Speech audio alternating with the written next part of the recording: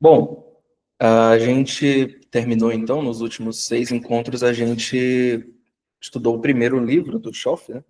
O History of the Christian Church, volume 1. A gente finalizou ele e agora a gente parte para o segundo volume.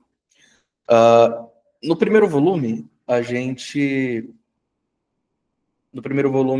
estudou o primeiro século, em resumo. A gente estudou desde ali do princípio dos antecedentes históricos, né, do cristianismo. A gente passou pela pouco da vida de Jesus Cristo, né, alguns fatos que a gente pode inferir por fora dos evangelhos, e posteriormente a gente partiu para estudar a vida de, pelo menos, dos apóstolos mais importantes do primeiro século, no sentido de notoriedade. E a gente acabou no conteúdo histórico, né, porque o último encontro a gente discutiu sobre o aspecto mais textual dos evangelhos, mas no último encontro histórico a gente parou na destruição de Jerusalém. Destruição, entre aspas, né, como a gente vai ver posteriormente, não foi definitivo. Mas a gente termina ali por volta do ano 70 a 90, porque a gente termina falando do apóstolo João. Provavelmente morreu depois do fim da cidade de Jerusalém, depois do cerco de Jerusalém. Então, é exatamente nesse ponto que a gente retoma os estudos, né? Esse segundo volume, ele vai tratar do segundo século, do terceiro e de parte do quarto, porque ele vai até o concílio de Nicéia, então, o primeiro concílio de Nicéia. Então, a gente vai cobrir todos esses quase 3 séculos de história, mas esse primeiro tema, esse primeiro encontro aqui do segundo livro, a gente vai focar mais no segundo século. Especificamente, hoje a gente fala sobre as 115 primeiras páginas do livro, e a gente discute agora sobre a propagação do cristianismo no século II. Então a gente termina o primeiro século com aquelas viagens missionárias, apostólicas, que são narradas em Atos. As primeiras igrejas, elas foram fundadas, mas elas acabam ficando muito limitadas, tanto naquela região da Anatólia, né, a região ali da atual Turquia, quanto na região das proximidades de Israel. A partir daqui, o cristianismo vai, de fato, se propagar pelo mundo todo, Europa, África, Ásia, enfim. E essa propagação ela vai se dar em alguns caminhos.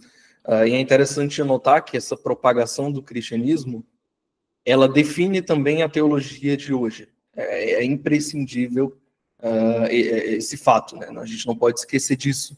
Então, quando o cristianismo vai para o Egito, a partir do Egito se forma um pensamento teológico, um certo pensamento teológico. Quando ele vai para Roma, ele funda outro pensamento teológico mais distinto. Quando ele vai para a Ásia, a gente tem mais um. Isso é muito comum. Com toda a divisão geográfica, a gente tem necessariamente uma divisão teológica, é difícil esse tipo de coisa não acontecer. E é por isso que a gente vai falar muito de teologia latina e teologia grega aqui. A partir do segundo século já dá para dividir isso. Primariamente, o que se escreve aqui no segundo século, a maior parte dos escritos dos pais apostólicos, e quando eu falo pais apostólicos, são aqueles pais da igreja que estão mais próximos dos apóstolos, né? Então, às vezes é um discípulo de um apóstolo, às vezes é um discípulo de um apóstolo, então eles estão sempre ali, é sempre mais fácil rastrear de qual apóstolo, vamos dizer assim, eles vieram. Então, até os pais apostólicos e alguns pais do século III ainda se escrevia em grego koiné, pelo menos é o idioma que mais vai ser utilizado nesses escritos, né, que são o mesmo idioma do Novo Testamento. Com o surgimento da teologia latina, isso vai se dar muito por Tertuliano, e muito também pela propagação do cristianismo na Europa, a gente vai ter a aparição do latim. E o latim passa a ser também um dos idiomas principais do cristianismo. Então, apenas a diferença de idioma, né, entre o idioma latino e o idioma grego, isso aqui já é suficiente para a gente conseguir distinguir duas teologias. Tanto é que essas duas teologias elas já começam a ser a base das ramificações que o cristianismo vai ter posteriormente. Então, por exemplo, já no século V, no século VI, a gente ainda está tão longe, né, do grande cisma, né, que vai separar o Papa do Patriarca Ortodoxo, mas a gente está tão longe ainda, mas a gente já consegue ver uma estratificação muito clara entre o poder de Roma e o poder de Alexandria. Alexandria e os outros patriarcas, né? A gente, provavelmente, no próximo encontro, a gente vai falar melhor sobre como era o governo da igreja nessa época, né? Claro, você tem diversas teorias que tentam explicar cada uma da sua forma como era o governo. Então você vai ter a teoria episcopal, você tem a teoria presbiteriana. Em geral, na teoria episcopal, quem fica mais na vanguarda dessa teoria são os ortodoxos, anglicanos e católicos romanos. E na teoria presbiteriana, geralmente a gente tem os próprios presbiterianos, claro, e a gente tem alguns batistas, enfim. Mas já daqui a gente começa a ver essas teologias se delimitarem, né? Algo semelhante ao que acontece no período da Reforma, por exemplo, né? A própria diferença, isso é algo que o próprio Philip Schaff diz em outro livro dele, no Princípio do Protestantismo. A mera diferença entre o espírito alemão e o espírito inglês é suficiente para a gente ter uma divisão de pensamento entre o luteranismo e o anglicanismo e também o calvinismo inglês. Bom, de qualquer forma, então a gente trata hoje de como se propagou o cristianismo no século II.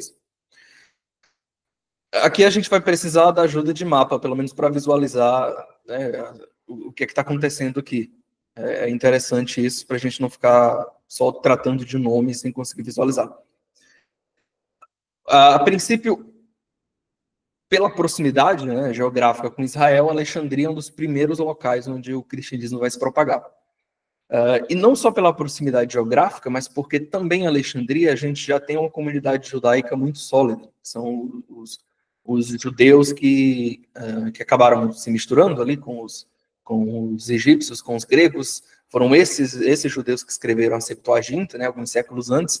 A Septuaginta, que é o Antigo Testamento em grego, e que a gente já discutiu em Alexandria se tinha como idioma principal o grego, justamente porque Alexandre o Grande, apesar de ser da Macedônia, ele foi discípulo de Aristóteles, ele espalhou o grego ático, se eu não me engano. Ele espalha o grego ático pelas regiões que ele dominou. E Alexandria é uma região que se estabelece muito bem esse pensamento helênico. E esses judeus que estavam em Alexandria, naturalmente, eles falavam, escreviam grego, e suas obras foram marcadas pelo estudo dos filósofos gregos. Um deles, o mais conhecido, Filon de Alexandria, que foi um dos judeus neoplatônicos mais conhecidos, em que ele reinterpreta a Bíblia a partir, o Antigo Testamento, né, a partir do pensamento de Platão. Então, naturalmente, Alexandria é um local propício para cristãos, porque se fala a mesma linguagem. Primeiro que já se fala grego lá, os apóstolos e os discípulos dos apóstolos falam grego. Segundo que já se tem uma comunidade judaica, então já se tem ali pelo menos uma base comum que você consegue filosofar e conversar com alguém, vamos dizer assim.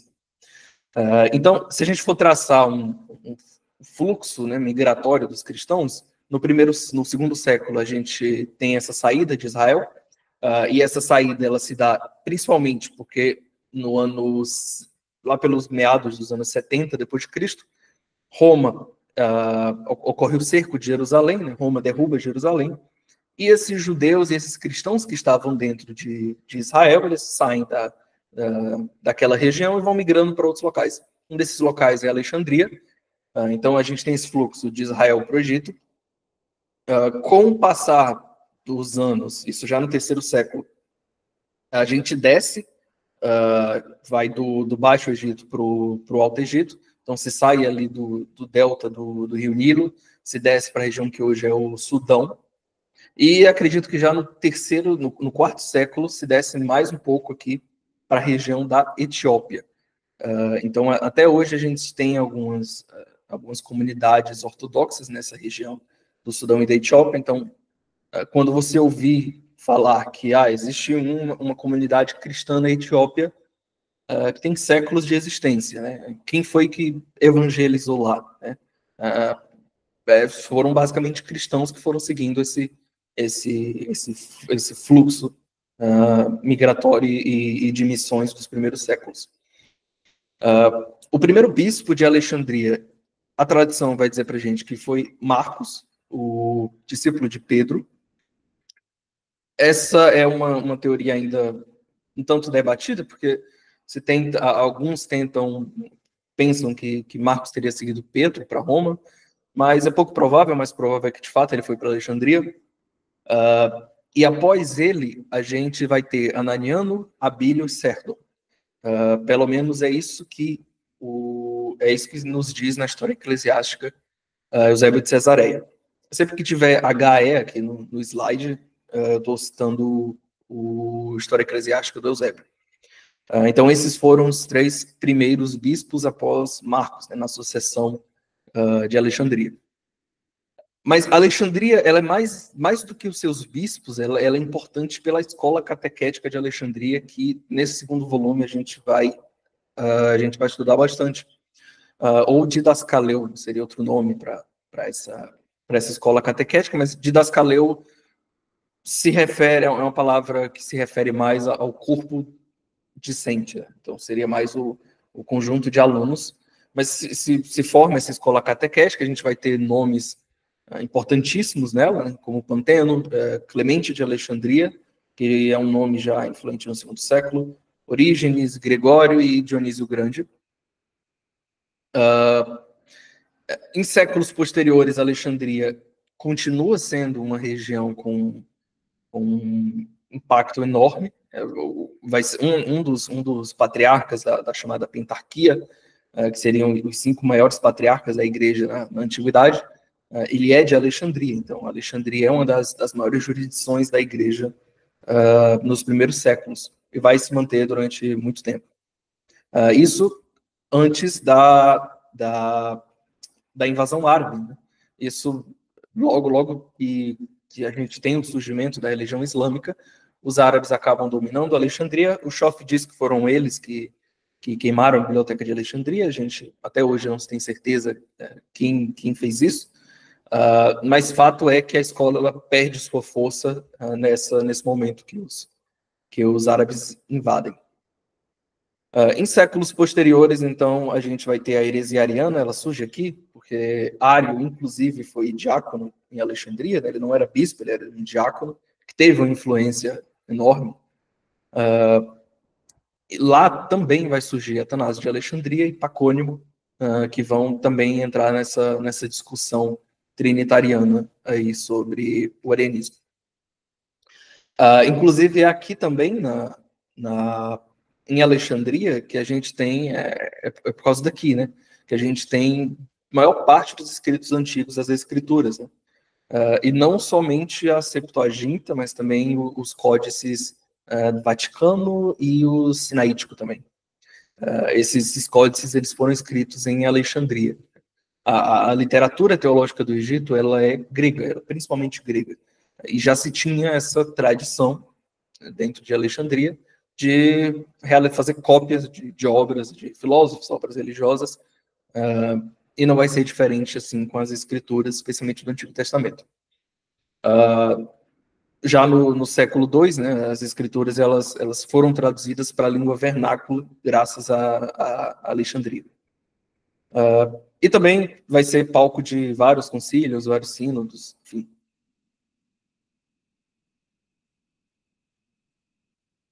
E depois de Alexandria, outro fluxo que a gente tem, esse fluxo, na verdade, ele sai de Roma e vai para Cartago. Acho que no próximo slide a gente discute um pouco melhor como esse fluxo passa por Roma, mas a gente lembra que o cristianismo ele chega em Roma, segundo a tradição, com Paulo e com Pedro, né? Ambos teriam morrido em Roma. Então, o cristianismo ele se expande a partir dessa cidade também, que também vai ser uma outra pentarquia, né?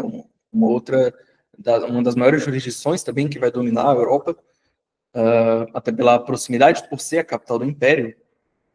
Mas de Roma a gente tem o cristianismo indo para o norte da África. E quando a gente fala de cristianismo no norte da África, a gente está falando de Cartago. Para a gente falar de Cartago, a gente tem que mencionar os fenícios, né? Porque Cartago inicialmente era uma colônia fenícia, fundada pelos povos do Líbano. Então, o Schoff faz um paralelo interessante, né? Os fenícios eles seriam, para a época deles, proporcionalmente, o que os britânicos eram no século XVII e século XIX. Pela quantidade de comércio marítimo e pelo tamanho da marinha, né? Do povo fenício.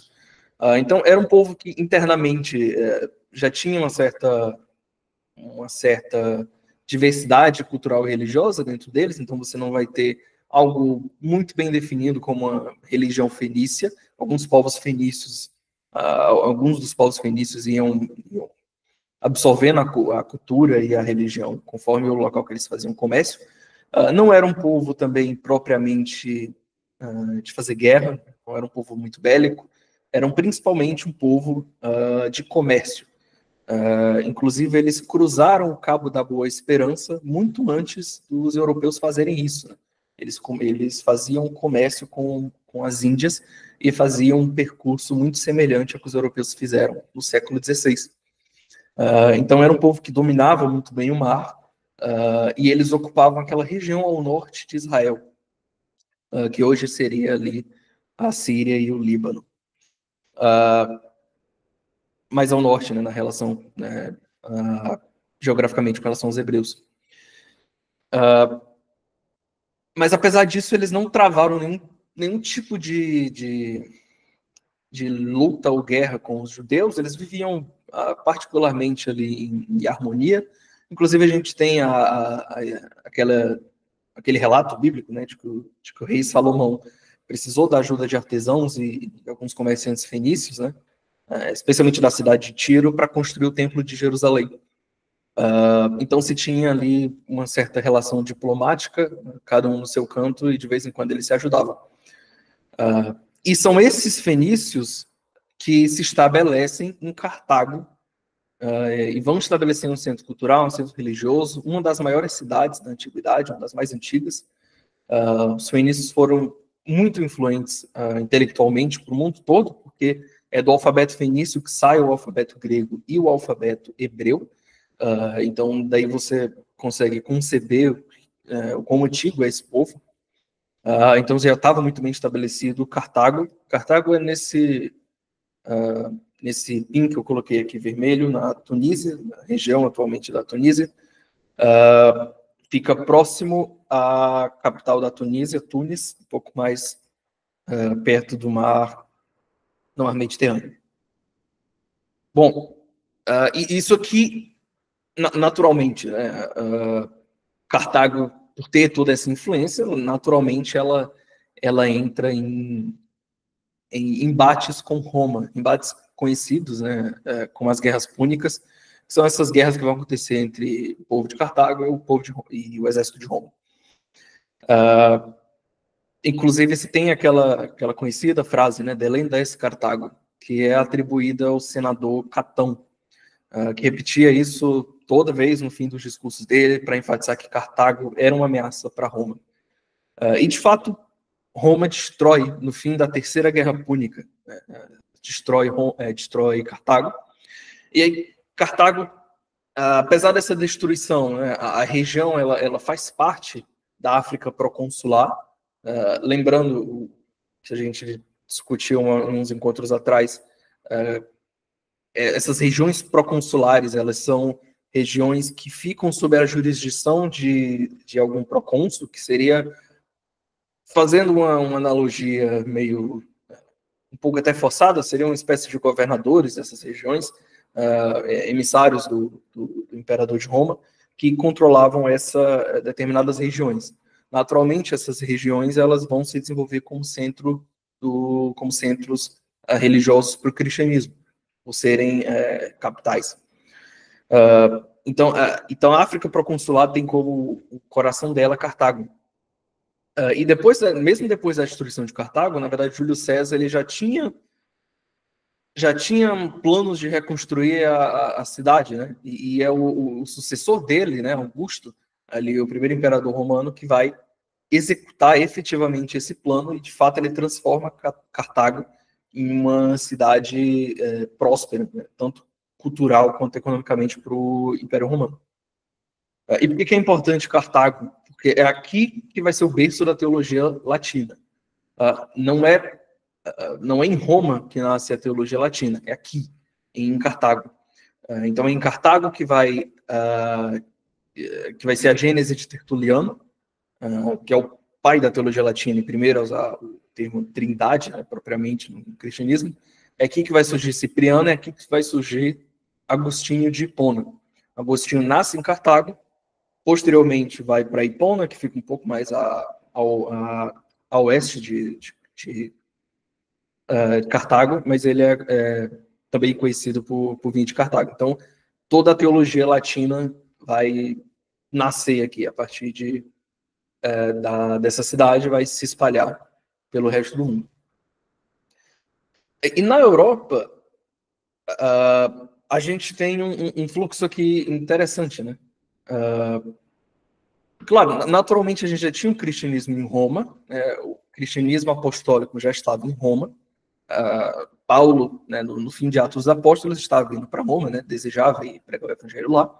Ele já trocava cartas com as igrejas em Roma. Então, naturalmente, a gente tem também aqui de Roma nascendo e se espalhando o cristianismo por essas regiões próximas, né? Mas a gente tem outro fluxo interessante aqui, que é o fluxo que parte da Turquia para a França e para a Espanha também. Roma, de fato, a gente pode dizer que era a maior igreja do mundo ocidental. As estatísticas dizem que por volta do segundo, terceiro século tinha em volta de 50 a 60 mil membros, centenas de diáconos. Então a gente tinha muita gente envolvida nessa igreja. 50 a 60 mil membros é muita gente para o segundo século em uma só região. Por ser capital, óbvio, ela tinha toda atraía essa quantidade de pessoas, porque naturalmente era sendo uma das cidades mais populosas da época. Mas a gente tem também esse outro fluxo saindo aqui da Turquia, o que é interessante, porque quando a gente observa os discípulos dos apóstolos, a gente vê que Ireneu de Lyon era discípulo de Policarpo de Esmirna. E aí, se a gente parar para pensar, mas Esmirna fica aqui na Turquia. Lyon fica na França. Então, como é que isso aconteceu? Né?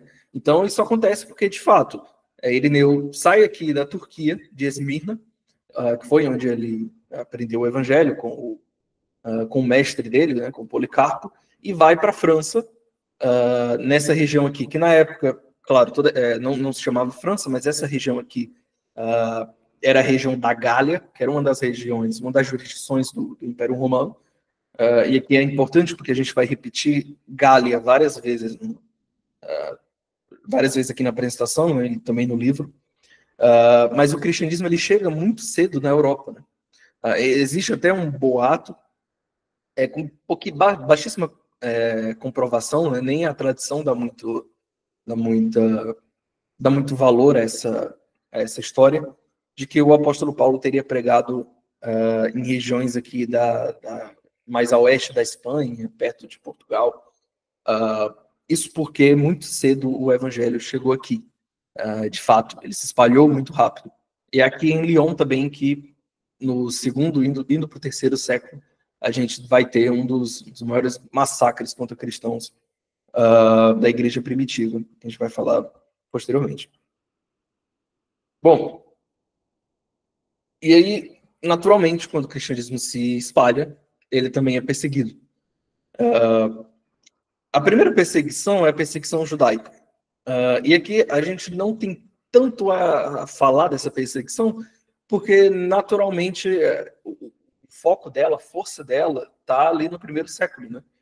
Então Jesus Cristo é perseguido pelos fariseus e pelos saduceus. Os discípulos, eles são levados ao sinédrio, eles são levados a julgamento entre os judeus. Então, naturalmente, houve uma perseguição judaica ali no primeiro século, que a gente já discutiu bastante sobre isso. Mas no segundo século, ela permanece. Quando a gente discutiu, né, nos últimos encontros sobre a destruição de Jerusalém, que ocorre ali por volta do ano 70, a gente imagina que Jerusalém tinha sido completamente obliterada, destruída e nunca mais se ouviu falar da cidade. Mas não foi assim. Na verdade, a cidade, ela de fato ocorre um massacre de judeus, muitos judeus morrem, os cristãos acabam fugindo de lá, a igreja de Jerusalém é destruída aqui, se desfaz, porque os cristãos já se tinha aquele pensamento de que a qualquer momento Jerusalém iria se destruir, isso era um pensamento comum nos cristãos. Basta ler as cartas de Paulo para Tessalônica, né, que isso fica evidente. Então, eles saíram muito rápido da região de Jerusalém. Mas Jerusalém ainda fica de pé, você ainda tem alguns judeus ali, você ainda tem movimentos de resistência.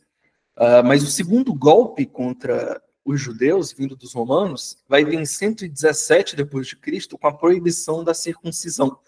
Então, apesar da destruição física, né, o massacre dos judeus, os romanos, eles fazem um cerco religioso também. Então, as práticas judaicas, elas começam a ser proibidas. O que é interessante de notar, porque os romanos, eles tinham até uma certa tolerância com os judeus, né? Então, você vê que ainda é permitido ao judeu, no primeiro século, fazer comemorar todas as suas festividades, né? Realizar todos os seus hábitos, né, religiosos, permitir expressar a religiosidade, contanto que pague taxas aos romanos. Que é uma coisa interessante que já não era permitido em outros exílios pelos quais os judeus passaram, por outras dominações. Isso acontece, né, a maioria dos historiadores aponta para o fato de que existe um certo respeito de Roma com os judeus, porque eles viam que o judaísmo era uma religião muito antiga, uma religião talvez mais velha até do que a formação do próprio Império Romano. Achavam estranho, né? A gente tem algumas cartas de alguns imperadores romanos que estranhavam essa coisa do monoteísmo, de se ter só um Deus, achavam as práticas judaicas, né, meio bizarras até, mas permitiam, contanto que se mantivesse ali uma certa relação diplomática entre os dois. Mas a gente sabe que parte dos judeus, os zelotes, eles de fato queriam se livrar desse jugo romano, e com a destruição de Jerusalém, se levanta ainda mais insurreições dentro do povo judeu. E como resultado dessa insurreição que é levantada, e ela vai ser levantada por Simão Bar Coquebas, no segundo século, e por causa dessa nova insurreição, aí sim, Jerusalém é de fato destruída. Boa parte dos judeus é vendido como escravo, os que não foram mortos foram vendidos como escravo, parte tem que se refugiar em Alexandria, e de resto eles acabam se misturando etnicamente com outros povos. E Simão Bar Coquebas, ele se levanta entre os zelotes como um Messias, né? Hoje, óbvio, ele é considerado um pseudo-Messias, porque a insurreição dele falhou, mas ele se levanta como aquele Messias que os judeus estavam esperando, queriam salvar Israel da opressão dos outros povos. E aí ele mantém a perseguição contra os cristãos. Justino cita isso na Apologia, que ele ordenava que os cristãos fossem torturados, aqueles cristãos que não se juntassem ao movimento dele. Isso acontece naturalmente porque, para fazer parte do movimento de Simão Bar Coquebas, se teria que admitir que ele era um Messias. Naturalmente, os cristãos não admitiriam isso. Eles admitiam que Jesus Cristo era o verdadeiro Messias. E por isso ele ordenava a tortura de cristãos. Tem aqui uma referência interessante de um artigo científico sobre essa época, em que fala como as cartas de Bar Kokheba mostram que medidas severas foram tomadas contra os judeus que se recusaram a se juntar à guerra. Nesse caso, um dos judeus que se recusou foram os cristãos. Porque, naturalmente, todo o mundo romano, em geral, os primeiros imperadores de Roma não ligavam muito para o cristianismo. Né? O cristianismo ele era visto como mais uma seita judaica. Então, quando se perseguia aos judeus, naturalmente, na visão de um romano, estava perseguindo também a um cristão. Então, não se tinha muito essa distinção feita no pensamento de Roma.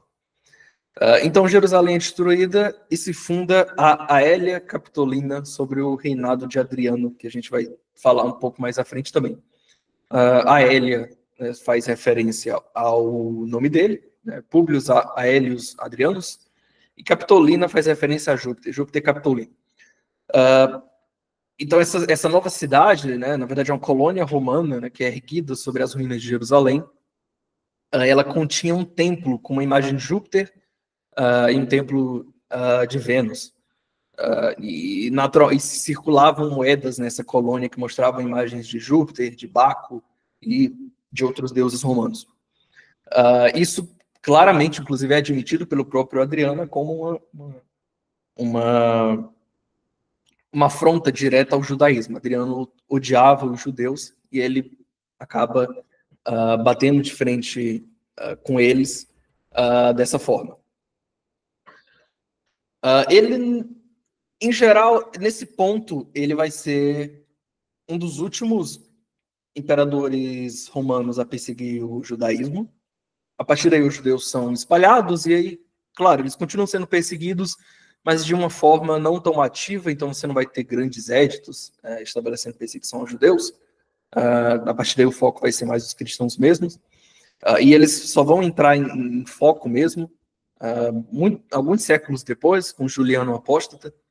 Juliano o Apóstata, que inclusive faz parte, né, da linhagem de Constantino o Grande, que foi cristão, e os imperadores que sucederam foram cristãos, mas Juliano, que também está nessa linha, ele se diz que ele era cristão no começo da vida, mas posteriormente abandonou, por isso que tem esse codinome, o Apóstata, porque ele abandona a fé cristã, e se diz que ele odiava tanto os cristãos que ele se juntou aos judeus e ele planejava reconstruir o templo em Jerusalém. E a gente tem a história a gente tem um relato de um historiador da época que diz que quando os soldados romanos tentavam construir o templo, bolas de fogo caíam do céu e impediram a construção dele. Né? Se isso é verdade, a gente não sabe, mas é bem provável que seja, porque de fato foi um historiador respeitado da época que relatou isso. Então, mais uma vez mostrando a providência salvando o povo cristão. E posteriormente, né, após a perseguição judaica, a gente tem agora a perseguição romana. A perseguição romana, em geral, especialmente no começo, ela era repressiva, mas não preventiva. Isso significa que Roma não instituía que se seria... Roma só agiu quando o cristianismo se espalhou. Então, o cristianismo ele teve a permissão, entre aspas, de se espalhar. Roma não pensava em prevenir novas religiões, ele pensava em reprimir as religiões que existiam. Então, a todo momento, se surgia uma religião nova, uma doutrina nova, não havia nenhum tipo de prevenção contra isso para o Império. Naturalmente, essa é a extensão aqui em vermelho do Império Romano na época, em 117 depois de Cristo. Então, você imagina que é impossível você controlar isso aqui, controlar as religiões que vão nascendo aqui. Então, a política era majoritariamente repressiva. Em geral, as religiões dos povos elas eram toleradas, né, muito semelhante ao que Alexandre o Grande fazia. Não interferia exatamente na religião, tinha uma visão tanto distante da religião dos povos, contanto que não interferissem, né, nos interesses do Estado. Então, em certa medida, a política da Roma Imperial ela principia sendo tolerante. Então, ali no primeiro século, a gente não vai ter tanta perseguição romana. No segundo século, a gente começa a ter um pouco mais, conforme o cristianismo vai se expandindo. Então, dentro da própria Roma, não havia uma censura à liberdade de pensamento. De fato, a gente tem uma educação livre, a gente tem dezenas, se não centenas de filosofias e religiões passando por Roma, mas ele decide reprimir, ele decide perseguir quando ele percebe que aquilo ali ameaça o poder temporal dele. Então, o cristianismo, de fato, ele recebe um certo desprezo de Roma, mas também passa pela proteção legal que o judaísmo passou no primeiro século. E essa proteção legal que permitiu Paulo passar por todas aquelas regiões pregando o evangelho. Então, se tinha uma segurança legal, simplesmente porque Roma via o cristianismo como mais uma divisão do judaísmo. Posteriormente, no ano 80, o cristianismo ele se torna uma religião ilícita, basicamente uma das religiões que seria proibida.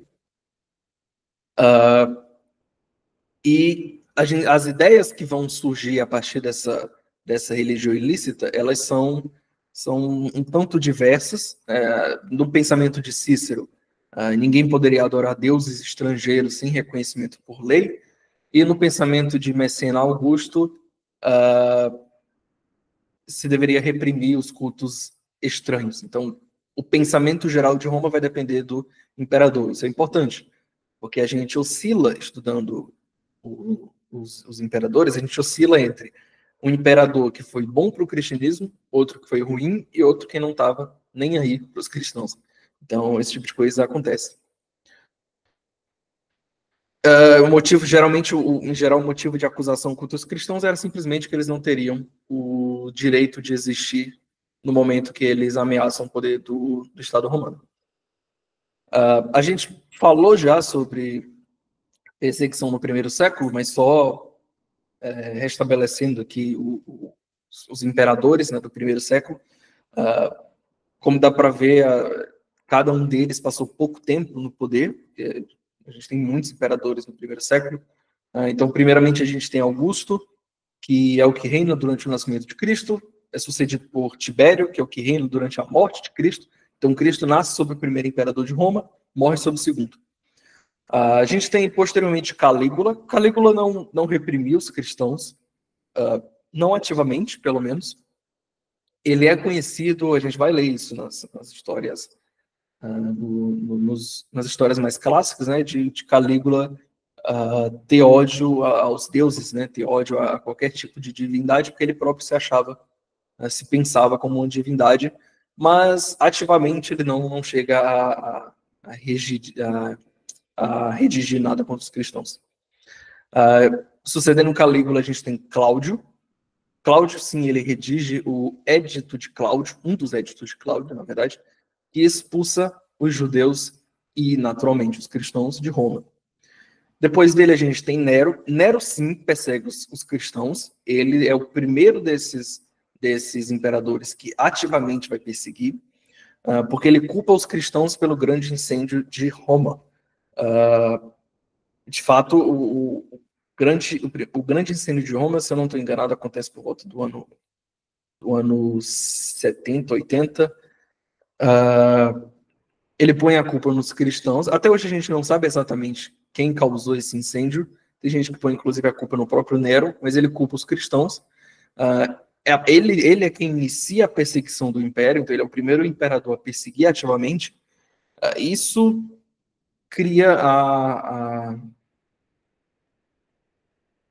a associação que os primeiros cristãos faziam de Nero com o anticristo. Então, alguns cristãos tinham o pensamento de que Nero seria o anticristo que foi profetizado pelos apóstolos. Seguindo Nero, Galba, Otão, Vitélio, Vespasiano e Tito, nenhum deles, a maior parte deles, indiferente ao cristianismo, mas com Domiciano a gente volta a ter uma perseguição, porque Domiciano vê o cristianismo como crime contra o Estado.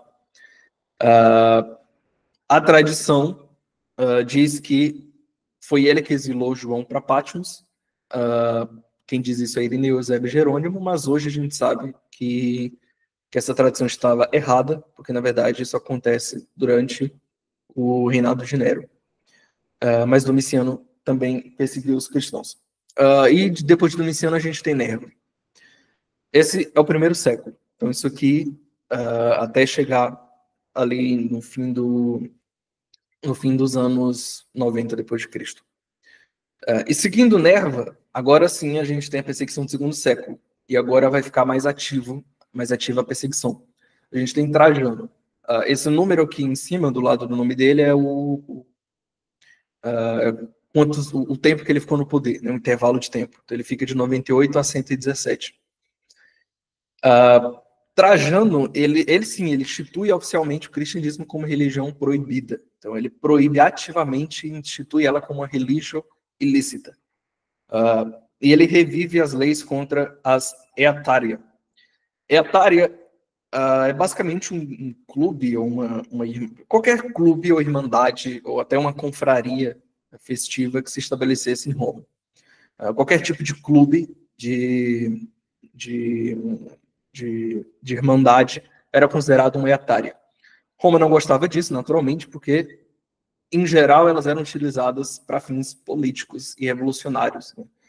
Então, o cristianismo ele é visto também como um tipo de irmandade que pode tentar destruir o poder de Roma. Novamente, aquilo que a gente falou. O motivo que se dá para a perseguição ao cristianismo no começo é que ele é uma ameaça para o Estado. E durante esse período de Trajano, a gente tem alguns mártires notáveis, né, mais conhecidos. Primeiro, a gente tem Simeão de Jerusalém, que ele é o sucessor de Tiago, aquele Tiago, irmão do Senhor, o Theo Adelphos, ele também foi bispo de Jerusalém, ele sucede Tiago. Se diz que ele seria primo de Jesus, porque ele seria filho de Judas, de um outro Judas. Não se sabe muito sobre o martírio de Simeão de Jerusalém, mas sabe que acontece sob Trajano. E a gente tem Inácio de Antioquia também, que era discípulo de João. Inácio ele é condenado à morte, transportado para Roma e ele é lançado diante de feras do Coliseu. Aquela clássica pintura que se tem de dois leões tentando morder ele enquanto ele está numa estaca no meio do Coliseu. Isso acontece, em geral, se coloca no ano 67 depois de Cristo, mas existe discussão sobre essa data. O imperador Trajano se diz que ele foi para Antioquia, ele ameaça perseguir todos os que se recusassem a sacrificar os deuses. Naturalmente, Inácio, que é bispo de Antioquia, é preso, transportado e acompanhado por 10 soldados, que ele escreve nas suas cartas, ele chama esses soldados de leopardos, dos seus leopardos, né? Seriam seus algozes. E ele vai de Antioquia até Seleucia, depois ele vai até Hermina, e lá ele encontra Policarpo. E é de lá que ele escreve as igrejas, né?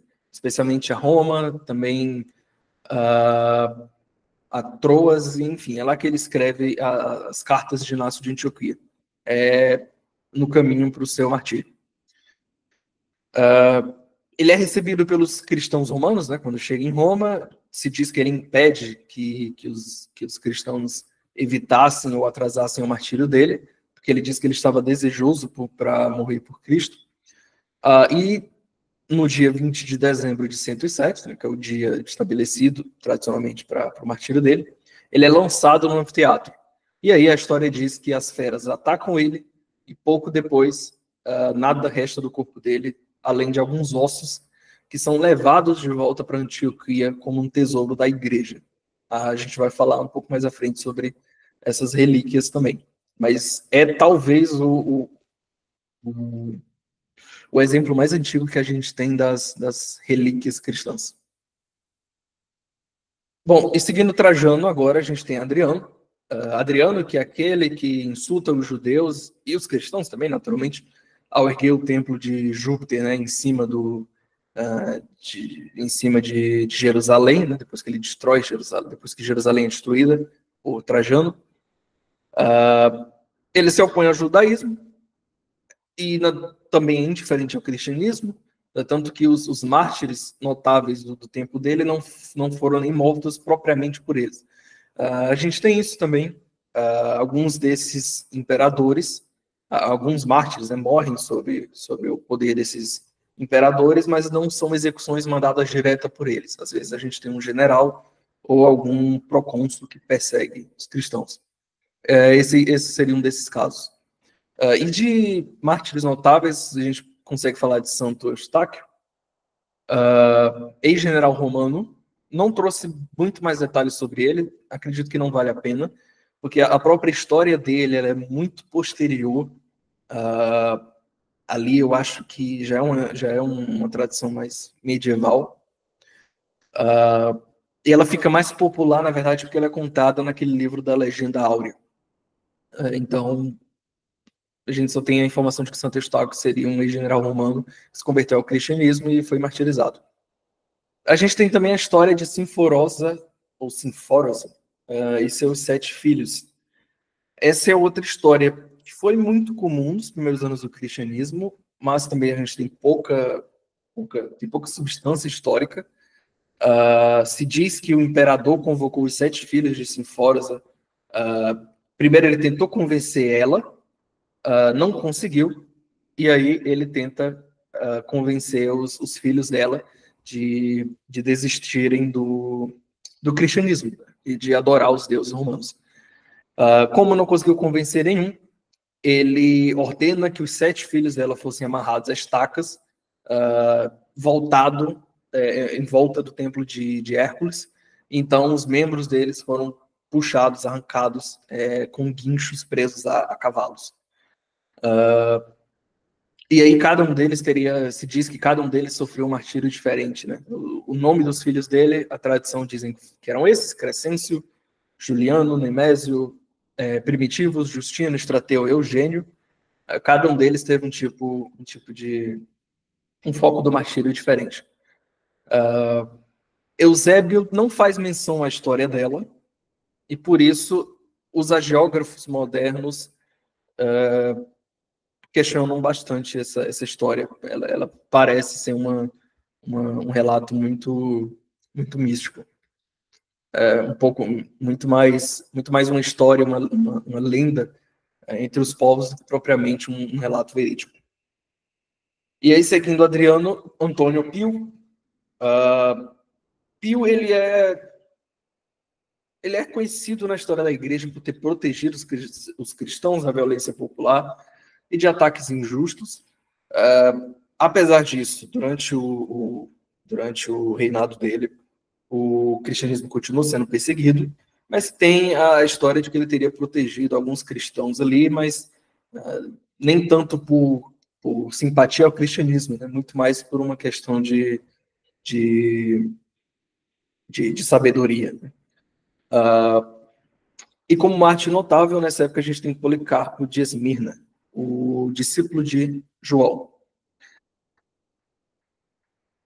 Antigamente, inclusive na própria história da igreja, né, nos textos mais antigos, se dizia que Policarpo de Esmirna teria morrido sob o reinado de Marco Aurélio. Pois a gente sabe que foi sobre Antonino Pio. Então já está bem estabelecido que ele morreu em 155 depois de Cristo. Como ele morreu em 155, e ele mesmo cita que ele tinha 86 anos, ele provavelmente nasceu em 69 depois de Cristo. Um ano antes da destruição de Jerusalém, que foi em 70. Né? Porque ele diz que com 86 anos ele foi martirizado. Quer dizer, ele diz que tinha 86 anos e aí, nesse mesmo ano, ocorreu o martírio dele. A história diz que Policarpo teria sido levado ao procônsul, né? Ao procônsul romano, e se recusou a negar seu rei e salvador nas suas próprias palavras. Né? a quem havia servido por 86 anos e de quem só havia experimentado amor e misericórdia. E se diz que ele subiu alegremente a estaca, muito semelhante a Irineu muito semelhante a Inácio, de Antioquia. Ele desejava, por assim dizer, o martírio, porque ele sabia que se uniria a Cristo. Ele louva a Deus e agradece ao Senhor, né, enquanto está sendo martirizado, por ter sido considerado digno de ser contado entre os mártires de Cristo. E aí tem um relato ligeiramente lendário. O Schoff classifica como lendário, porque é um relato posterior, não tem muita comprovação, mas aí fica do pensamento de cada um, se acredita ou não, propriamente, de que isso foi um ato de providência. Mas você tem a história de que ele afirma que se afirma que as chamas evitaram o corpo dele, né, deixaram ele intacto, e que os cristãos que estavam presentes no martírio, eles perceberam um aroma doce, como incenso. Então, Policarpo, as chamas não conseguiam queimar Policarpo, então o executor ele crava uma espada no corpo dele, e o fluxo de sangue que sai de Policarpo apagou as chamas do seu martírio. E ele morre, na verdade, não queimado, mas por ter sido pelo próprio algoz dele.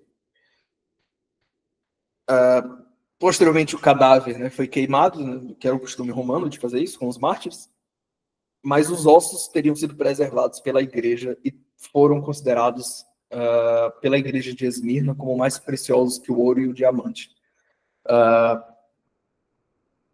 A morte desse último testemunho, ela acaba incitando uma certa fúria entre os cristãos, e a partir daqui é suspensa a perseguição ao cristianismo sob o domínio de Antonino Pio.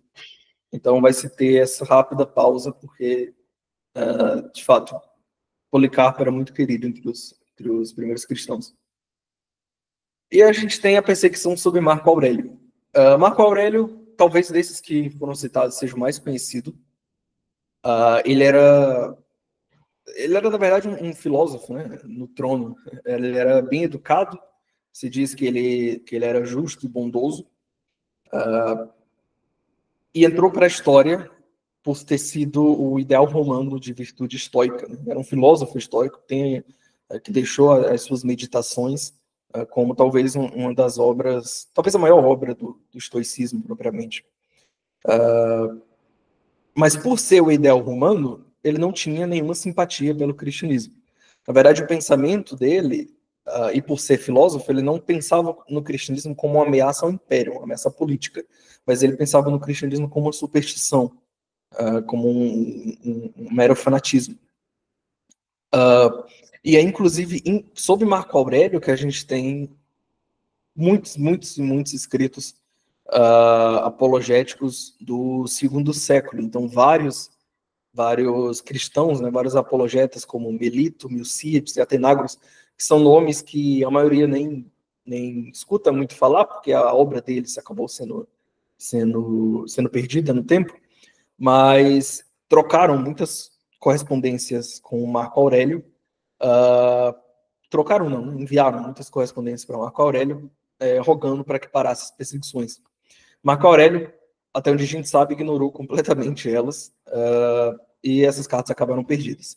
Mas a gente tem informações, a gente tem alguns trechos, pelo menos de Melito, a gente tem alguns trechos sobre essa apologia deles. E Marco Aurélio, ele fazia parte, como eu citei, do estoicismo, mas ele é do estoicismo tardio, já próximo ao fim do estoicismo. Naturalmente, o estoicismo vai, vamos dizer assim, sumir do mapa na Europa medieval, com a expansão do neoplatonismo e o surgimento do aristotelismo medieval. O estoicismo é esquecido, mas ele acaba sendo retomado no período do Renascimento. E por ser parte dessa escola estoica tardia, ele acreditava numa espécie de absorção imediata da alma após a morte. Então, a morte, a pessoa quando morre, a alma dela é absorvida na essência divina. Então, esse era o pensamento dele, e é a partir desse ponto de vista que ele critica o cristianismo. No fim das meditações dele, né, já no nos últimos capítulos, ele tem uma citação sobre os cristãos. Ele critica a ideia da separação, de que a alma se encontra separada do corpo e que, ao morrer, se entra em uma outra existência.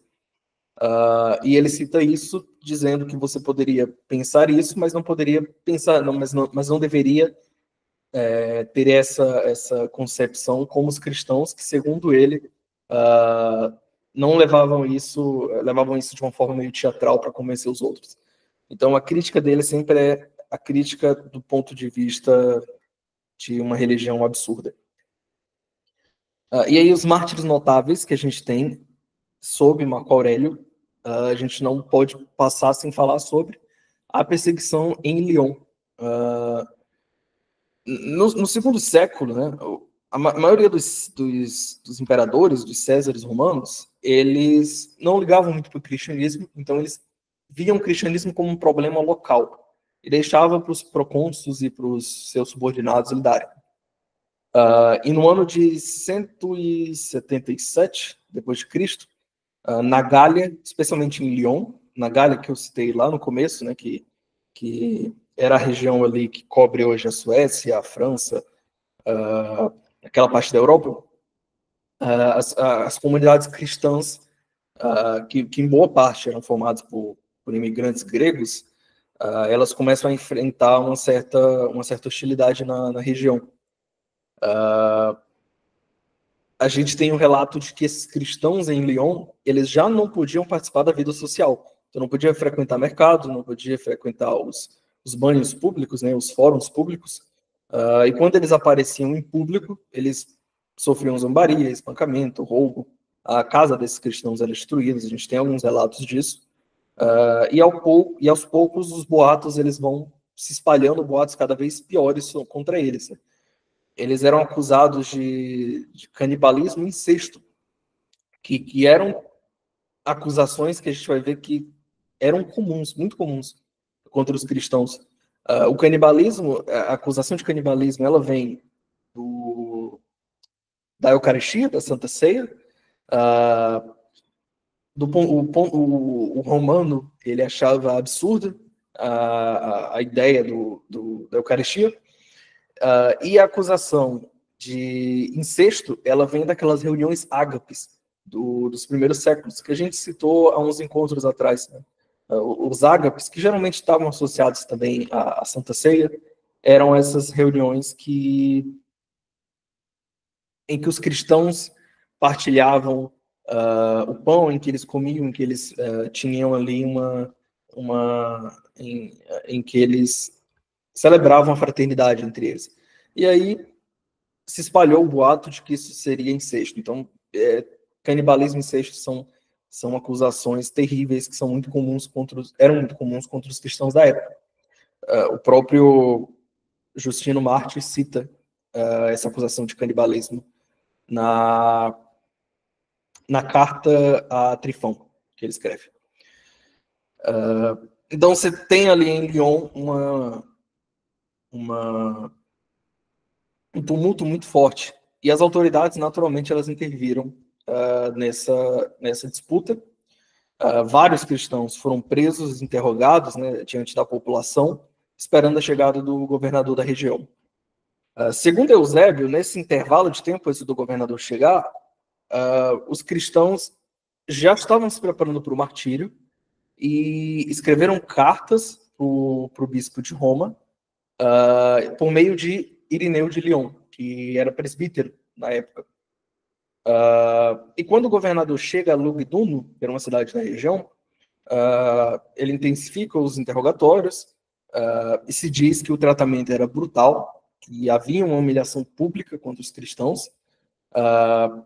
E aí se tem uma história, essa história especificamente agora, ela não tem muita comprovação, de que haveria um certo Vécio Epágato. Vocês pesquisando sobre isso, vocês talvez achem esse nome. Não se tem muita informação sobre ele, mas seria um cristão de alta posição social que pediu para defender os acusados. Mas a solicitação dele é recusada, ele também vai para a prisão e é martirizado. Mas no meio disso tudo, né, a perseguição ela naturalmente aumenta. as igrejas de Lyon e de Vienne, elas sofrem essa perseguição. Se diz que os escravos pagãos, né, eles eram torturados e forçados a acusar falsamente os cristãos de vícios. E, na verdade, essa acusação falsa, ela servia como justificativa para perseguir os próprios cristãos. E aí, no meio disso tudo, a gente tem alguns mártires notáveis no meio de toda essa perseguição na Gália. A gente tem Potino, que, na época, ele era um bispo de 90 anos, foi o primeiro bispo da Gália. Estava doente, ele foi maltratado e lançado numa prisão, onde se diz que depois de 2 dias ele morreu. Então ele morreu na própria prisão, torturado. A gente tem Blandina de Lyon, que seria uma jovem escrava de 15 anos, que teria suportado a tortura. Ela foi torturada e ficava repetindo "sou cristã" para os seus executores. Se diz que ela foi torturada em uma grelha antes de ser atirada para um touro, depois espancada e morta. Isso foi em 2 de junho de 177, que é o ano em que se lembra o martírio de Blandina de Lyon. E a gente tem Pôntico de Lugdunum, que também era um jovem de 15 anos, que também foi martirizado. Então, esses 4 são os nomes que a gente tem mais conhecidos da época, que foram martirizados nesse verdadeiro massacre na Gália. Então, a perseguição romana, ela era isso. É uma perseguição institucionalizada, que ela vem de cima para baixo, então ela vem dos governantes e vem para o povo também. O povo cristão, ele acaba sendo hostilizado justamente por essas conspirações dos governadores e dos imperadores. Então, a partir dessas falsas acusações, o próprio povo passa a ter uma repulsa pelos cristãos.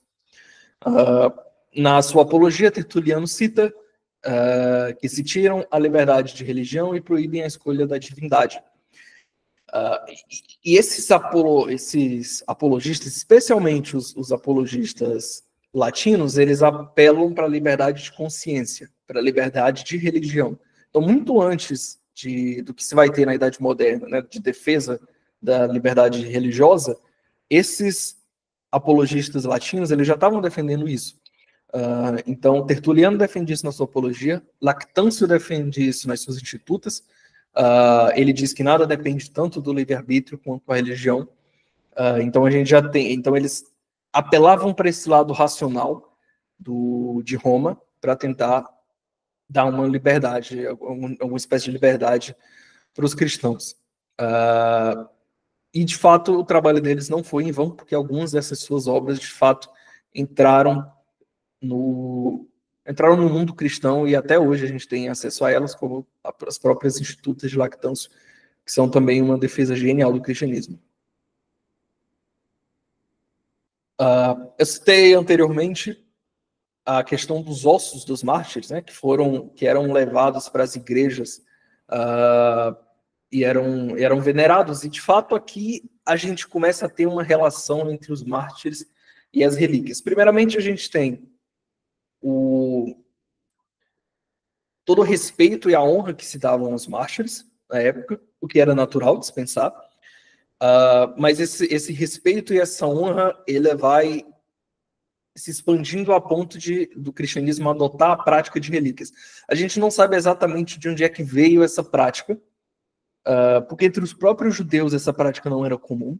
Então, se tem um debate de onde é que surgiu isso, a gente sabe que um primeiro momento, especialmente ali na Anatólia, na região da Turquia moderna, que isso aqui é mais forte no começo, posteriormente se espalha para outras regiões também. Mas no livro do Martírio de Policarpo de Esmirna, a gente tem uma citação já mostrando a honra que era dada aos mártires, né? Ele diz que nós o adoramos, né, se referindo a Jesus Cristo, porque é o Filho de Deus. Quanto aos mártires, nós os amamos, justamente como discípulos imitadores do Senhor, por causa da incomparável devoção que tinham para com o Rei e Mestre. Pudéssemos nós também ser seus companheiros e condiscípulos. Só que já no fim do segundo século, o martírio ele passa a ser visto, isso especialmente no mundo latino, não somente como um grau de virtude cristã superior, como algo desejado por amor a Cristo, propriamente, mas ele passa a ser visto como um batismo de fogo e sangue, uma espécie de substituição, uma forma maior do batismo de água. Ele purificaria o pecado da pessoa e garantiria a entrada no céu. E de fato, esse respeito ele era muito grande para o Marte. Tanto é que se tem o termo, no segundo século, Natalitia Martyrum, que seria o dia da morte do Marte. O dia da morte dele era chamado de dia de nascimento celestial. Então, você vai ter sendo citado que o dia do nascimento de um determinado Marte é tal dia, mas na verdade você está falando desse nascimento do martírio dele. E esse aniversário ele era celebrado no túmulo do Marte, né, no túmulo que a igreja escolhia, né, porque nem sempre se tinha os restos mortais do Marte, especialmente numa caverna, né, ou numa catacumba, que eram os locais de reunião dos cristãos no segundo século, com oração e leitura da história de seu sofrimento.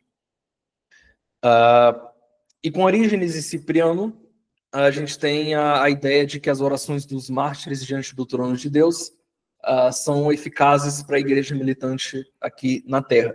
Então, essa teologia, né, do apelo especificamente aos mártires, tá? Aqui a gente está falando daqueles que são martirizados. Então, já aqui começa a ter essa veia da teologia de invocação aos mortos, né? Mas nesse primeiro momento o pensamento o mártir ele ora lá diante do trono de Deus e ele ajuda a igreja aqui. Ainda não se tem o pensamento de nós invocamos os mártires para que eles orem para o Senhor pela igreja. Santo Ambrósio ele tem esse termo, né, lavacrum sanguinis, que seria aquela mesma ideia que eu citei de que o batismo ele seria uma espécie de segundo batismo, porque ele seria o lavar com sangue, né? O mártir ele é lavado com sangue, isso lava os pecados dele. Bom, então a gente tem também a figura do libelli passis, que vai ser muito comum no segundo século. No livro passado, a gente discutiu sobre os lapsi, né? Pelo menos uma ideia rápida sobre o que seriam os lapsi. Mas isso vai ser bem mais recorrente posteriormente. Mas o lapsi, ele é aquele cristão que apostatou na fé. Então, ele cedeu a perseguição, não foi martirizado por causa disso, e esse... Perdão, só vou fechar aqui, pronto. E esse lapse, ele acabou sendo... Parte dos cristãos não queria integrar essas pessoas que foram levadas ao martírio, mas não foram martirizadas porque acabaram adorando outros deuses. Então, se tem essa segregação dentro da igreja. Não era bem visto entre os cristãos a figura deles. Eles eram vistos como traidores mesmo do cristianismo. E aí surgem os libelli passis, que significa, em português, seria pequenos documentos de paz. São basicamente cartas de recomendação que são escritas pelos mártires, né, enquanto eles estão presos. São cartas que pacificam a igreja, que pedem para que a igreja tenha misericórdia com aqueles que acabaram traindo o cristianismo. Então essa figura, essas cartas elas eram recorrentes. E esses próprios mártires, aqui a gente tem a figura do confessor também, tá? O confessor não é a mesma coisa que o mártir. O mártir é aquele que morre em favor da fé, né? Morre por Jesus Cristo, por se negar a adorar outras divindades. Mas a gente tem também o confessor. O confessor, ele pode passar também por perseguição, por tortura ou por prisão, mas ele não morre por ela. Então, mas ainda assim ele permanece fiel. Esse aqui é um confessor. Então, o confessor ele pode ser um cristão que foi preso. Mas o confessor está vivo, Marte, ele morreu já. O confessor ele é uma figura importante também, porque eles vão ter uma influência muito grande sobre a igreja. Por serem considerados pessoas que sofreram por amor a Cristo, mesmo não tendo morrido, eles recebem uma dignidade muito grande entre a igreja. Inclusive, eles vão influenciar na escolha de bispos. Na eleição de bispos, eles acabam tendo um voto maior.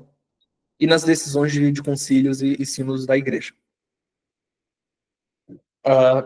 E aí, dentro dessa perseguição, a gente tem também as literaturas. Aqui eu dividi entre literatura de apologia e literatura de ataque. A literatura de ataque é aquela que ataca o cristianismo, e de apologia é que tenta defender. Tanto do lado judaico quanto do lado romano a gente tinha essas literaturas contra o cristianismo. Do lado judaico acho que não vale a pena falar muito, porque é bem limitado e a gente só tem pequenos trechos, mas com literatura de ataque a gente tem do lado romano isso é muito forte, especialmente quando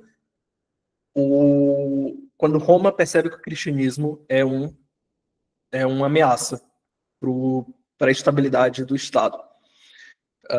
Então, nesse ponto, até aqui a gente falou de perseguição física contra os romanos.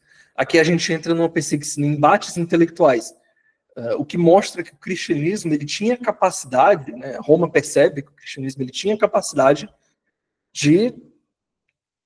os cristãos tinham capacidade de enfrentar Roma no plano intelectual. Então a gente vai ter os filósofos romanos que não ignoram mais o cristianismo porque sabem que essas ideias são influentes, apesar de eles serem opositores delas. E a gente tem as opiniões de Tácito e Plínio, e Plínio jovem. Plínio dizia que o cristianismo era uma superstição destrutiva, uma superstição depravada e desmedida, uma obstinação, e acusa também o cristianismo, aquelas mesmas acusações de incesto e canibalismo, por causa da ceia e do ágape cristão. E Plínio, e eles trocam cartas, né, entre si, e nessas cartas a gente tem sendo dito que foi ordenado que os cristãos fossem executados, e que era dada a oportunidade para eles que eles adorassem os outros deuses, né? Que eles invocassem aos deuses romanos e deixassem o Deus cristão. E, de fato, como ele mesmo cita, né? Como Plínio mesmo cita, não era incomum isso de acontecer.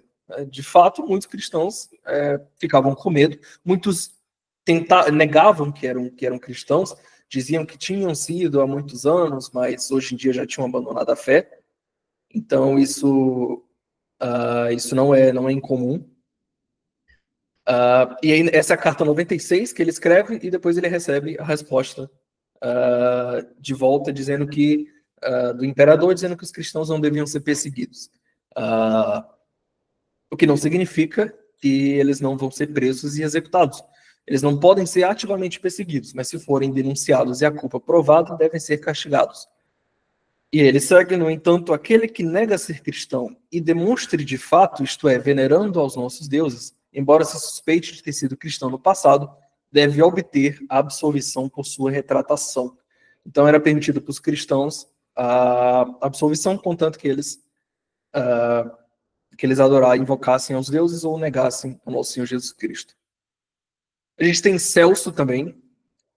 Celso é um filósofo epicurista e platônico.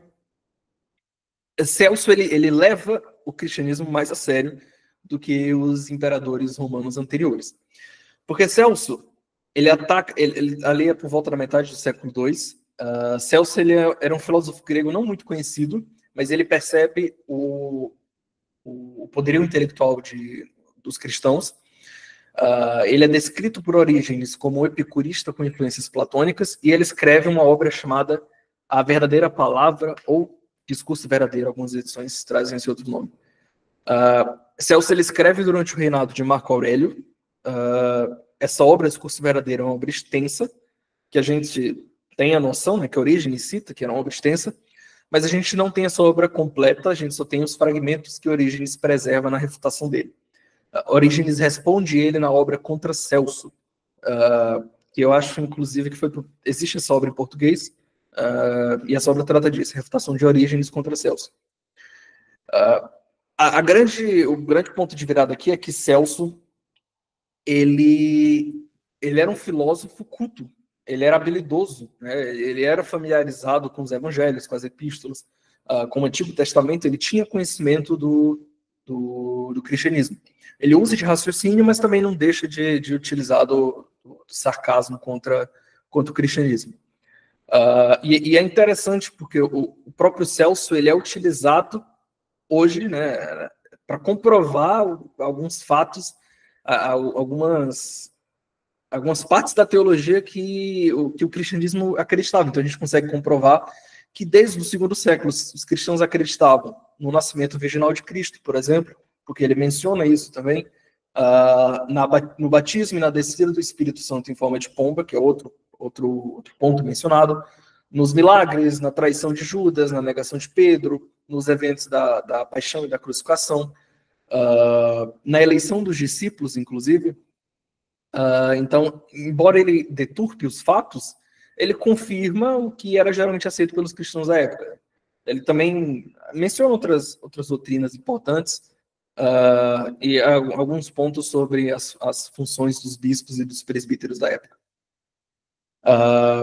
Mas é interessante como, sabendo disso, né, ele achava a controvérsia entre os judeus e cristãos absurda e dizia que a ressurreição do corpo era a esperança dos vermes, né, fazendo uma piada sarcástica contra o cristianismo. Mas o que é mais interessante na obra dele é que aqui ele já não está mais acusando os cristianismos com aquelas acusações absurdas de moralidade. Porque, sendo um filósofo honesto, como de fato ele era, ele considerava isso, provavelmente considerava isso inverossímil.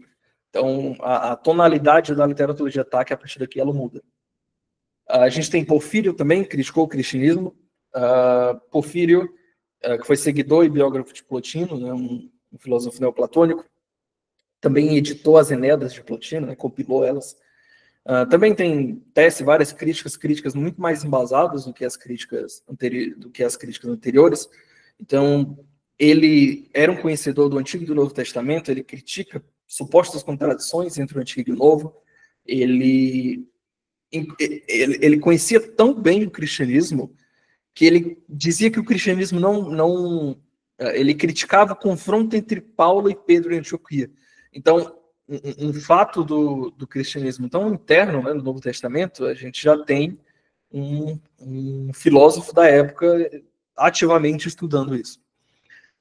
E criticava também Orígenes. Então, de fato, era um embate intelectual forte. E a gente tem Hierocles. Hierocles, filósofo estoico, ele tem uma obra que são palavras da verdade aos cristãos. Foi destruída, tá? A gente não tem acesso a essa obra. A gente só sabe que ela existiu, que ele existiu, na verdade, porque Eusébio de Cesareia possui uma obra chamada Contra Hierocles, em que ele cita esse livro de Hierocles, e nessa obra ele refuta esse filósofo. Hierocles, pelo menos pelo que Eusébio de Cesareia cita, de fato foi não só um opositor literário, mas ele perseguia os cristãos ativamente, porque ele era governador da Bitínia e também foi governador de Alexandria. Então, era um filósofo que também tinha um poder político. E dentro das literaturas apologéticas, a gente tem algumas obras muito interessantes, inclusive obras até desconhecidas, né, hoje em dia, que são essas dos primeiros apologistas, mas são obras desconhecidas porque a gente não tem mais. Essas obras foram perdidas. Então, tudo que a gente tem são alguns poucos fragmentos ou obras que não são propriamente apologéticas, como, por exemplo, Melito de Sardes tem uma homilia sobre a Páscoa, provavelmente tratando da datação da Páscoa, que foi um assunto recorrente nos primeiros séculos. Essa obra a gente tem, mas ele também escreve uma apologia contra Marco Aurélio. Essa a gente já não tem acesso, o que a gente tem são fragmentos perdidos. Então a gente tem esses primeiros apologistas, a gente tem Quadrato, que era bispo de Atenas, Aristides, que foi um filósofo de Atenas, e Aristo de Pela, todas elas endereçadas a Adriano. E a gente tem também, pouco posteriormente, Melito de Sardes, inclusive, que possui um cânon do Antigo Testamento, que é um dos mais antigos conhecidos. A gente tem Cláudio Apolinário, de Herápolis, que também escreveu algumas obras apologéticas, mas que foram perdidas. Ele publica também uma apologia escrita para Marco Aurélio, apela que Marco Aurélio pare as perseguições, mas aparentemente foi outra obra também que foi ignorada por ele. A gente sabe também que Apolinário escreveu 2 livros contra os judeus, 5 contra pagãos e 2 sobre a verdade, né, sobre o cristianismo. Nesse caso, a gente não tem muita ideia do que era essa verdade que ele está falando aqui, se ele está falando de verdade teológica ou do ponto de vista filosófico, porque a gente simplesmente não tem a obra. E Milcíades. Quadrato de Atenas, acho que vale mencionar aqui que Eusébio cita no História Eclesiástica de que ele teria sido o primeiro apologista da igreja. E teria sido discípulo dos apóstolos. Né? Qual apóstolo especificamente a gente não sabe, mas hoje ele é lembrado como sendo talvez o pai da apologia cristã por ter sido o primeiro, que ativamente trabalhou na apologética. Bom, entre os apologistas latinos a gente tem Tertuliano, a gente tem Minúcio Félix, aqui era Amóbio, e Lactâncio, que é do norte da África, que são aquelas obras que eu citei anteriormente, que apelavam para a liberdade de pensamento e de consciência. Apologistas gregos, que são Justino Marte, Atenágora de Atenas, Tatiana e Teófilo de Antioquia, que são, desses aqui a gente já tem obras mais completas, né, que a gente consegue estudar mais a fundo. E se a gente dividir essas apologias, a gente consegue dividir sobre o cânon mais antigo. Eu acredito que sim, acho que sim, porque ele é já no começo do 2º século. Então, realmente, acho que o cânon de Melito de Sardes é o mais antigo, o cânon do Antigo Testamento. E aí, a gente consegue dividir assim, né, as apologias gregas e latinas no estilo literário. Né? Como eu citei, as apologias latinas, elas são práticas e são jurídicas. Elas defendem o direito legal. Então, eles não estão apelando de forma propriamente filosófica. Você está apelando pelo direito. Então, você apela também, acaba, né, por tabela, apelando também pelo direito de outras religiões, porque você está... esses apologistas latinos, eles estão rogando para que a liberdade de religião exista, de fato, no Império. Que são o exemplo de Tertuliano, que na obra e de Lactâncio também fazem isso repetidas vezes.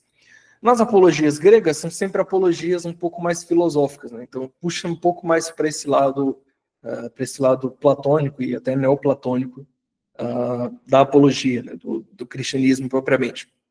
Tanto é que essas apologias latinas geralmente são escritas ou para juízes ou advogados, ou então para o próprio imperador, enquanto as apologias gregas são escritas ou para filósofos, ou então para pensadores influentes do tempo mesmo. Bom, essas aqui foram as referências que eu utilizei para fazer esse slide. Eu peguei alguns livros que estavam por fora, então se alguém se interessar em estudar essas obras, tenha só utilizar essas referências.